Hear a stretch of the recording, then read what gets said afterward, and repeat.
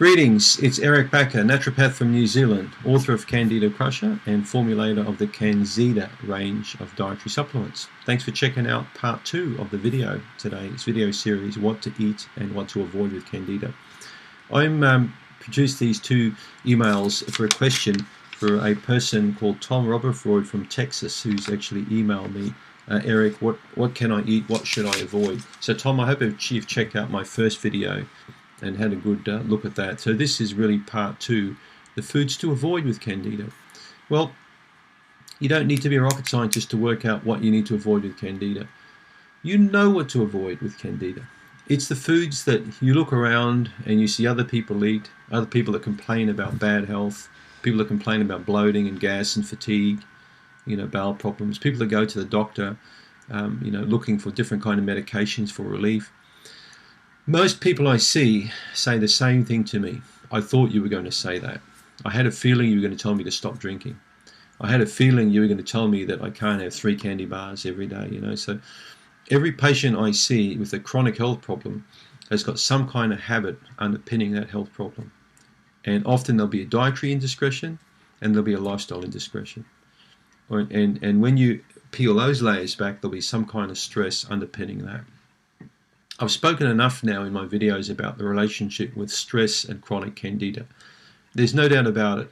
Every single case of ongoing Candida I see, there's usually some kind of unresolved issue underlying that. I had 3 patients from US yesterday, and one patient in particular I saw has got a public service job. And I said, do you like it? He said, I hate it. I hate my job. And I said, well, why would you stay in a job that you hate? No, I don't know. I haven't decided to get out of it yet. Now, he's had Candida for a long time.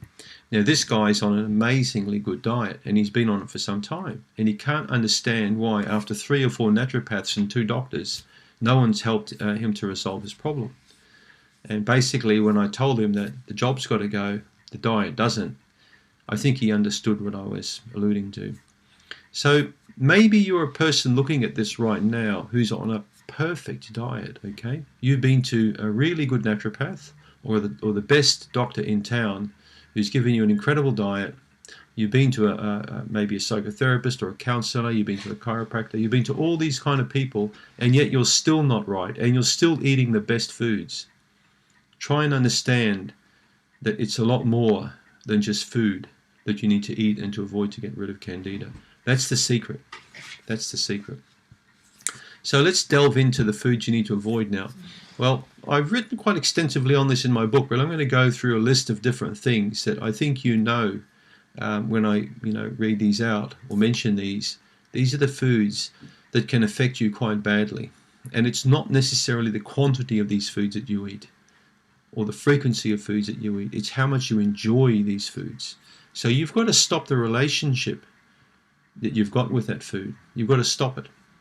So foods that we eat, we have relationships with foods. I don't know if you realize that. Just like we have relationships with people. And sometimes people can really piss us off. We can have bad relationships with people. We can have good relationships with people. And sometimes when we sever those relationships or change them, it's like a breath of fresh air. So what food do you really enjoy eating that's a naughty food? That's a bad food? It's a food that you shouldn't be eating. Is it a chocolate bar? Is it peanut butter? Is it going to the cupboard and getting a slice of bread and putting peanut butter and jam on it? Is it going to the refrigerator and having a glass of milk 2 or 3 times a day? Is it, really wanting that beer or wine at the end of the day? So that's what I want you to think about right now. What food can you immediately comes to your mind that you're having on a regular basis that you know in the back of your mind you shouldn't be having, but you're thinking to yourself, well, a little bit here or there is not going to hurt me. 1 or 2 drinks a week, I'll be fine. Well, you won't be fine because the top of the tree on the no foods is alcohol. So if you're not prepared to stop alcohol, even 1 drink per week, then just turn this video off now and go and look at one of those funny cat videos or something, all right? Because it's not really going to make any difference to me. All right? You're not going to get well. You're not going to get well. You've got to stop that relationship, all right? So it's not just a matter of saying to you, here's all the foods you avoid. Because if I gave you a list now of 25 foods to avoid, I can guarantee if you went down the column, you could put a circle around one food that you find hard to avoid. And that's the problem, right? So, confectionery particularly. So we look at alcohol, then we're going to look at things like lollies or candies or confectionery, chocolates or biscuits, any kind of sweet foods like that, you know, that are really full of sugar. I'm no fan of chewing gum either. I tend to avoid chewing gum. I think it's a bad habit, chewing all the time. You see people at airports, or, you know, I see a lot of employees for companies sitting there chewing, taxi drivers, bus drivers, bored people, frustrated people, they sit there chewing. Very bad. You're giving your stomach all these bad signals that food's coming. You're swallowing saliva laden with artificial sugars. You know, these are neurotoxins. So avoid chewing gum. You don't need it. And it's the same with that candy bar. If you go shopping, you don't need to buy that candy bar when you're sitting there waiting at the checkout. You know, a lot of these things are just habits that you've accumulated. So again, you need to make some changes with these relationships, with these habits. Cut them out of your life.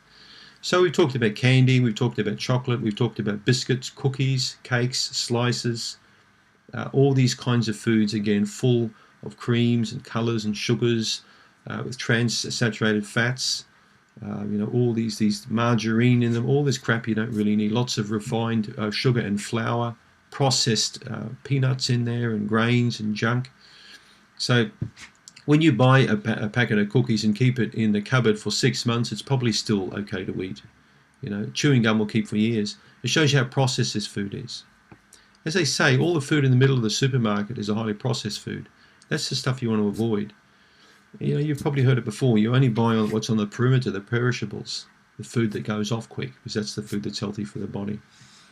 So foods to avoid include, in the first few weeks of Candida, if you've got a bad yeast infection, you need to be careful of grains. All right, too much wheat, too much rye, any kind of grain too much of, it could upset your digestion when you're trying to switch into a tighter dietary approach, especially if you eat too much of it. Avoid those sort of foods. In the previous video I said avoid pumpkin, squash, sweet potato, carrot, and sweet corn. These foods in the first 2 or 3 weeks, when you're switching from a non-Candida diet to a Candida diet, just slowly cut these things out and focus more on the greens, leafy greens. Just be careful with your grains. When you're switching into a Candida diet, I want you to focus on chewing food properly, getting to bed on time, taking plenty of enzymes, learning how to relax more, and improving your gut function, improving the digestive capabilities of your gut so it can handle a better quality diet, because digesting food is quite hard and tough on the body. Right? The focus also is on really improving the bowel tone and having really good bowel motions, because most American patients and European patients I see, as well as Australia and New Zealand, have a bowel motion maybe every day, maybe every second day. Constipation is endemic. So you want to have, in my opinion, 2 bowel motions per day as a minimum, you know, if you've got a very good gut function.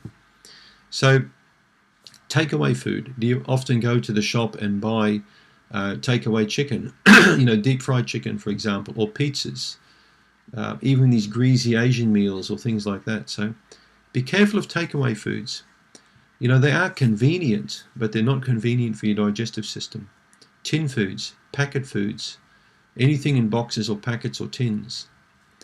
I do use occasionally tin food, but it may be sardines or salmon, but most of the food that I cook and consume is all fresh and raw foods, you know, that I'll turn into meals.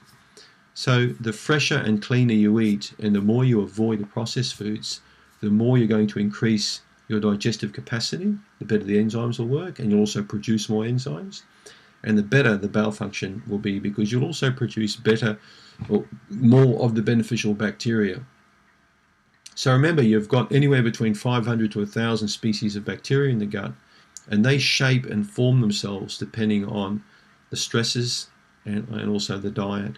When you improve your diet, you can slowly improve the bowel flora.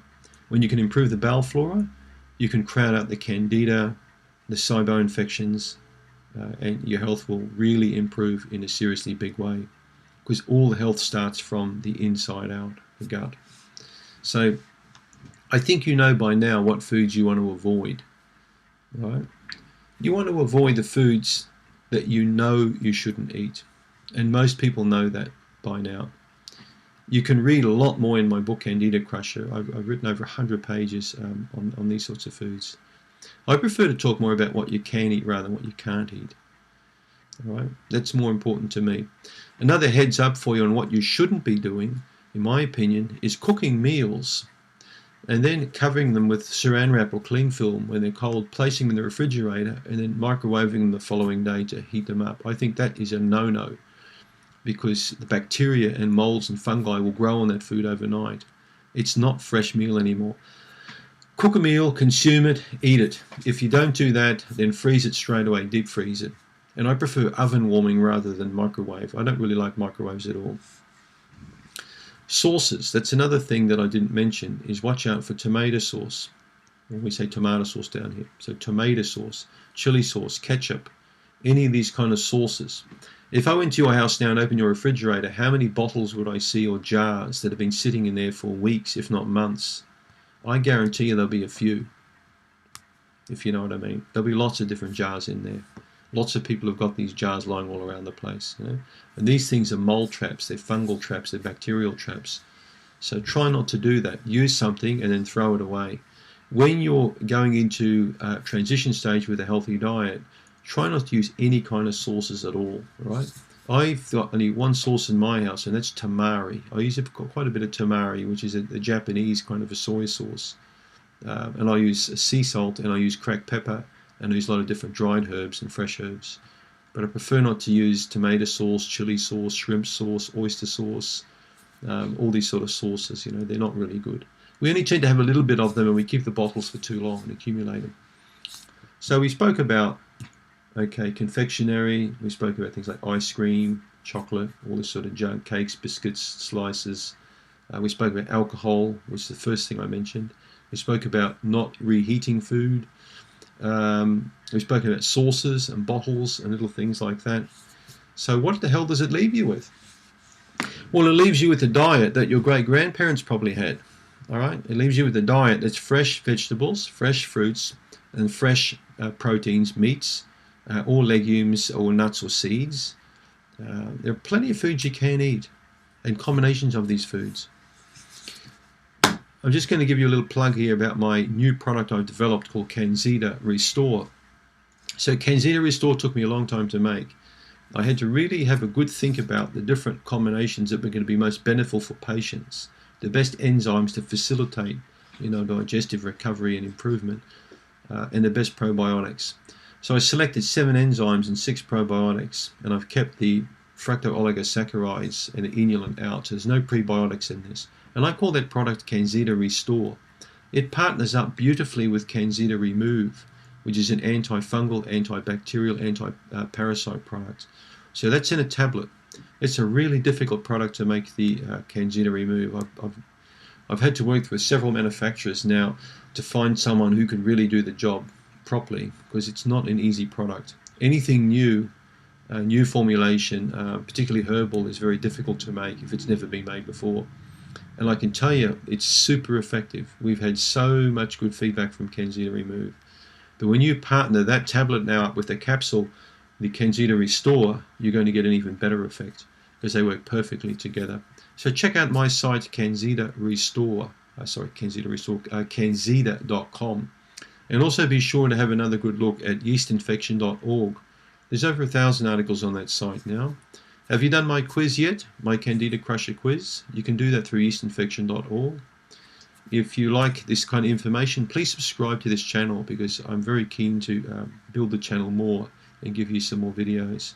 I've got some more topics to do, you know, from people just like Tom. So if you send me a message through YouTube, comment on the kind of videos you would like, I'll be glad to accommodate you with that, because your channel is all about helping people out. So I hope this has been of some benefit for you. Thanks for tuning in.